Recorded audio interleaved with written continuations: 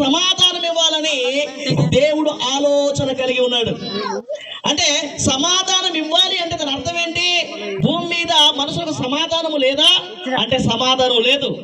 డబ్బు ఉండొచ్చు, ధనం ఉండొచ్చు, పేరుండొచ్చు, ప్రఖ్యాతులు ఉండొచ్చు, ఏమండి బ్యాంక్ బ్యాలెన్స్ ఉండొచ్చు, 100 ఎకరాల జాగా ఉండొచ్చు, కానీ మనిషి జీవితంలో సమాధానము లేదు. ఈ సమాధానం ఇవ్వడానికి దేవుడు ఆలోచన కలిగి 2025 సంవత్సరాల క్రితం, ఏమండి 2025 సంవత్సరాల క్రితము దేవుడు తన ప్రియ కుమారుడైన యేసుక్రీస్తుని భూమి మీదకు పంపించాడు. యోహాను సువార్త 3:16 చదివితే, దేవుడు లోకముని ఎంతో ప్రేమించెను కాగా తన అద్వితీయ కుమారునిగా పుట్టిన వాని యందు విశ్వాసం ఉంచు ప్రతి వాడును నశింపక నిత్య జీవం పొందినట్లు ఆయనను అనుగ్రహించెను. ప్రేమైన వాళ్ళని గమనించండి. సింగవరం గ్రామ ప్రజలారా, మీరు నశించిపోవడం దేవునికి ఇష్టము లేదు.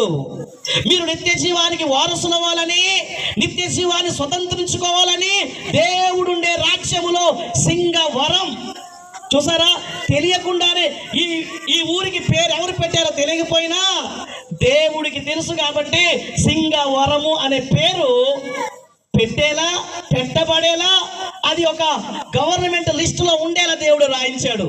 ఈ వరానికి ఇంకొక వరం ఏమండి ఇవ్వాలని దేవుడు ఆశించి ఆ వరాన్ని ఈ భూమి మీదకు పంపించాడు. ఆ వరం పేరే ప్రభు అయిన యేసుక్రీస్తు.